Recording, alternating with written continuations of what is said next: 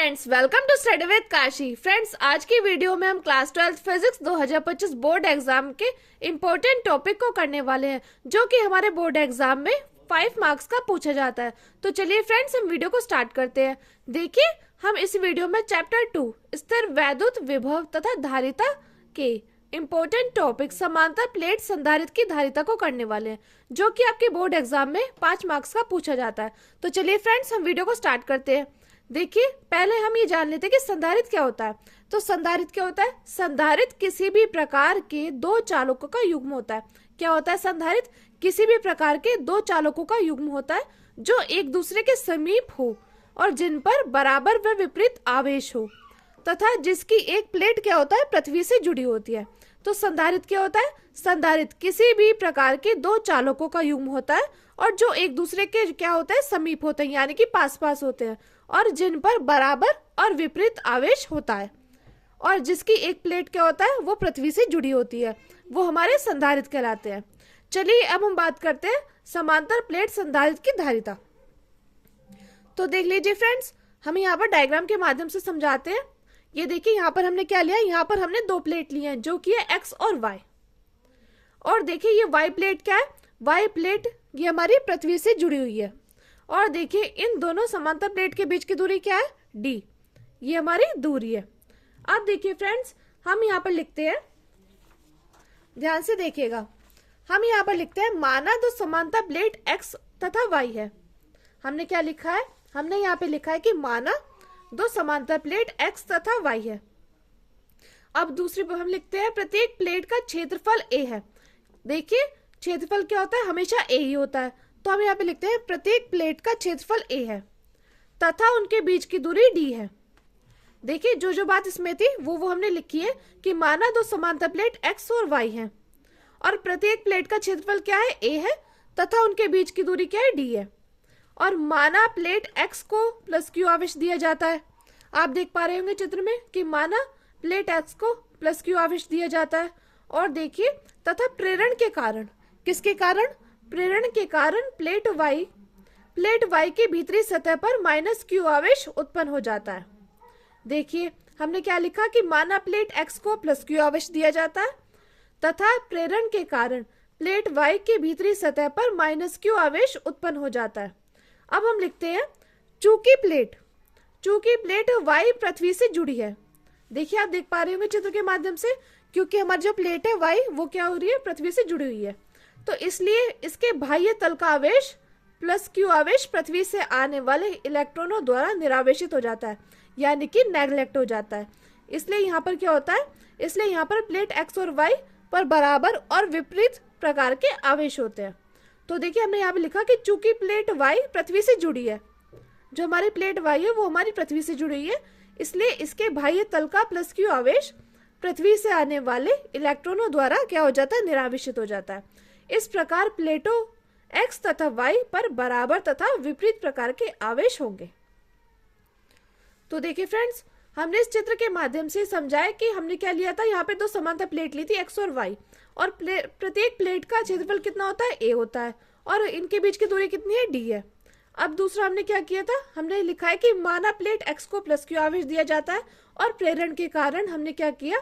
प्रेरण के कारण प्लेट वाई को माइनस क्यू आवेश दिया जाता है।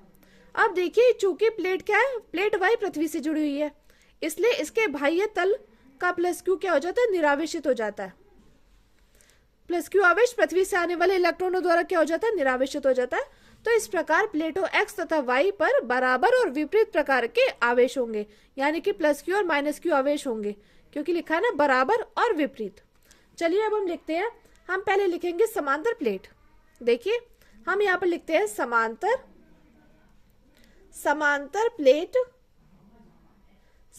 प्लेट संधारित्र की प्लेटों के बीच, संधारित्र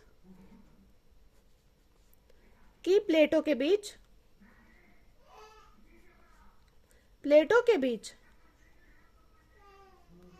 वैद्युत क्षेत्र की तीव्रता। पहले हमें क्या निकालना है? पहले हमें निकालना है वैद्युत क्षेत्र की तीव्रता, यानी कि ई की तीव्रता।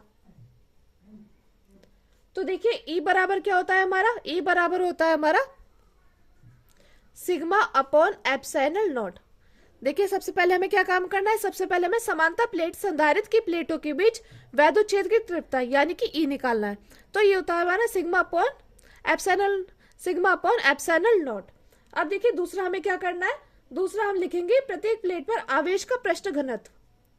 प्रत्येक प्लेट पर आवेश का पृष्ठ घनत्व,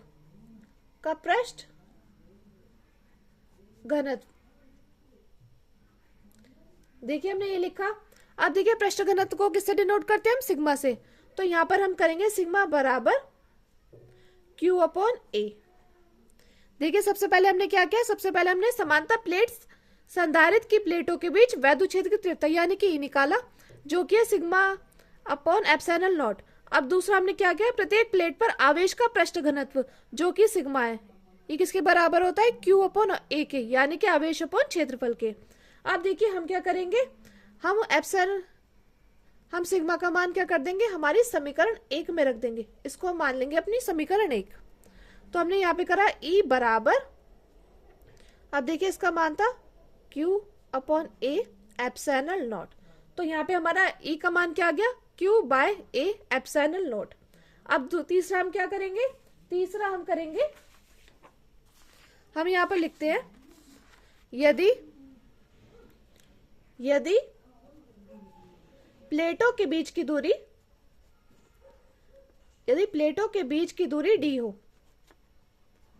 यदि प्लेटों के बीच की दूरी d हो, तब विभव क्या होगा, तब विभव, यदि प्लेटों के बीच की दूरी d हो तब विभव v हो। तो E क्या होगा हमारा, तो E बराबर V अपॉन डी। ये फ्रेंड्स हमारा क्या है, ये हमारा सूत्र है कि E बराबर V अपॉन डी, जब प्लेटों के बीच की दूरी d हो और विभव क्या हो, V हो। तो E बराबर क्या होता है, V अपॉन डी। अब हम यहाँ से क्या करेंगे, यहाँ से हम V का मान निकाल लेंगे, V बराबर E इंटू डी। देखिए हमने ये किया। अब हम क्या करेंगे, यहाँ पे हम क्या करेंगे, E का मान रख देंगे जो कि हमारा आया था। तो E बराबर क्या आया था हमारा, E बराबर आया था हमारा Q upon A epsilon not, Q upon A epsilon not into D. ये हमारा किसका मान आया था, ये हमारा आया था V का, E का मान आया था। तो अब V बराबर हो गया Q upon A epsilon not into D. अब देखिए हम क्या करेंगे, तीसरा हम करेंगे, यहाँ पे लिखेंगे संधारित्र की धारिता, संधारित्र की धारिता,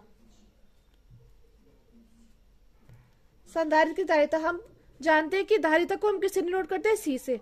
तो हम यहाँ पे कर देंगे C बराबर Q अपॉन V। ये हमारा संधारित्र की धारिता का सूत्र होता है, C बराबर Q अपॉन V। अब देखिए हम क्या करेंगे, यहाँ पर हम लिख देंगे V का मान। तो हम लिखेंगे यहाँ पे C बराबर Q बटे, अब देखिए V का मान क्या आया था, V का मान आया था हमारा Q upon A epsilon not into D. अब हम देखते हैं कि क्या किसी चीज से कोई चीज कट रही है, तो Q से Q कट रहा है। अब हम देखते हैं हमारा क्या बच रहा है, तो हमारा यहाँ क्या बच रहा है, यहाँ बचा हमारा 1 बटे D upon A epsilon not. तो आप देख पा रहे होंगे यहाँ पे 1 के नीचे हम 1 मान लेंगे। अब ये इसके साथ जाएगा और ये जाएगा इसके साथ, तो ये A एप्सिलॉन नॉट चला जाएगा हमारे ऊपर अपॉन D। तो ये क्या आ गया, ये आ गया हमारा संधारित्र की धारिता, यानी कि C का मान आ गया है हमारा। और आप जानते होंगे इस संधारित्र की धारिता का मात्रक कितना होता है, इसका मात्रक होता है फैरेड, ये हमारा इसका मात्रक होता है। अब हम लिखते हैं कि यदि प्लेटों के बीच परावैद्युतांक का माध्यम भरा हो तो धारिता क्या होगी, यदि प्लेटों के बीच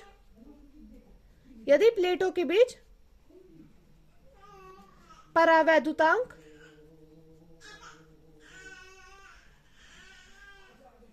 का माध्यम भरा हो तब धारिता क्या होगी, धारिता ये होगी, यहाँ पे C बराबर, यहाँ पे हम कर देंगे के A epsilon not upon D, ये आ जाएगा हमारा इसका मान। बस हमें क्या करना है, यदि प्लेटों के बीच परावैद्युतांक यानी कि के का माध्यम बड़ा हो तब धारिता क्या हो जाएगी, सी बराबर के A epsilon not upon D. तो फ्रेंड्स ये हमारा यहाँ पर सी का मान निकल कर आ गया है। इसका मात्रक क्या होता है, इसका मात्रक होता है फैरेड। देखिए हमने इसमें 3-4 बातें करी हैं जब भी हमारे सूत्र निकला है। पहले हमें क्या करना था, पहले हमें ई का मान निकाला हमें, उसके बाद हमने क्या किया, उसके बाद हमने वी का मान निकाला, उसके बाद हमने सी का मान निकाला, यानी कि हमने ई वैद्युत की तीव्रता, फिर विभव और फिर संधारित्र की धारिता। तो फ्रेंड्स ये इस क्वेश्चन को करने की ट्रिक है कि पहले हमने वैद्युत की तीव्रता निकाली, फिर हमने विभव का मान निकाला, फिर हमने संधारित्र की धारिता जो कि हमारा होता है सी बराबर क्यू अपॉन वी, तो ये निकाली। तो देखिए फ्रेंड्स ये थी हमारी संधारित्र की धारिता। देखिए अब देखिए हम एक बार रिवीजन जरूर कर लेते हैं। पहले हमने क्या किया था, पहले हमने समांतर प्लेट संधारित्र की धारिता ली थी। यहाँ पर हमने क्या लिया, यहाँ पे हमने 2 समांतर प्लेट ली हैं। अब दूसरा हमने क्या किया, इसका नाम प्लेट एक्स और इसका नाम है प्लेट वाई। अब देखिए यहाँ पर क्या, यहाँ पे प्लस आवेश है और यहाँ पे क्या है, यहाँ पे माइनस आवेश है, और इन दोनों के बीच की दूरी कितनी है, डी। और देखिए ये देखिए क्यू प्लेट वाई प्लेट क्या होती है, ये हमारी पृथ्वी से जुड़ी हुई है। अब देखिए हम क्या करेंगे, हम यहाँ पे लिखेंगे माना 2 समांतर प्लेट एक्स तथा वाई है, प्रत्येक प्लेट का क्षेत्रफल a तथा उनके बीच की दूरी d है। माना प्लेट x को प्लस क्यू आवेश दिया जाता है तथा प्रेरण के कारण प्लेट y के भीतर सतह पर माइनस क्यू आवेश उत्पन्न होता है। चूंकि प्लेट y पृथ्वी से जुड़ी है इसलिए इसके बाह्य तल का q प्लस आवेश पृथ्वी से आने वाले इलेक्ट्रॉनों द्वारा क्या हो जाता है, निरावेशित हो जाता है। इस प्रकार प्लेटों x तथा y पर बराबर और विपरीत प्रकार के आवेश होंगे। उसके बाद देखिए हमने क्या किया, उसके बाद हमने यहाँ पर समांतर प्लेट संधारित्र की धारिता के बीच वैद्युत की तीव्रता जो कि हमारा ई बराबर सिग्मा अपॉन एप्सिलॉन नॉट। अब हमने क्या किया, हमने पृष्ठ घनत्व निकाला जो कि है सिग्मा बराबर क्यू अपॉन ए। अब हमने सिग्मा का मान क्या कर दिया, समीकरण 1 में रख दिया।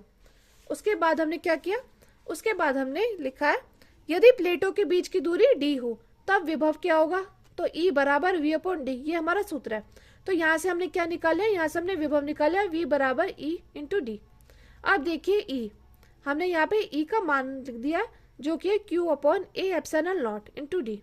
अब देखिए हमने क्या निकाला, संधारित्र की धारिता जो कि सी बराबर क्यू अपॉन वी, हमने यहाँ पे इसका मान रख दिया जो कि हमारा निकल कर आया सी बराबर A epsilon not into D farad. और देखिए यदि परावैद्युतांक के माध्यम से पूछ ले तो आ जाएगा सी बराबर के A epsilon not upon D farad. तो फ्रेंड्स ये था हमारा समांतर प्लेट संधारित्र की धारिता का सूत्र। मैं उम्मीद करती हूँ फ्रेंड्स आपको वीडियो अच्छी लगी होगी। अगर आपको वीडियो अच्छी लगी हो तो प्लीज़ हमारे चैनल को सब्सक्राइब कीजिए और वीडियो को लाइक शेयर कमेंट जरूर कीजिए। Thanks for watching. और फ्रेंड्स प्लीज़ एक प्यारा सा कमेंट जरूर कीजिएगा क्योंकि ये मेरे लिए मोटिवेशन का काम करता है। Thank you.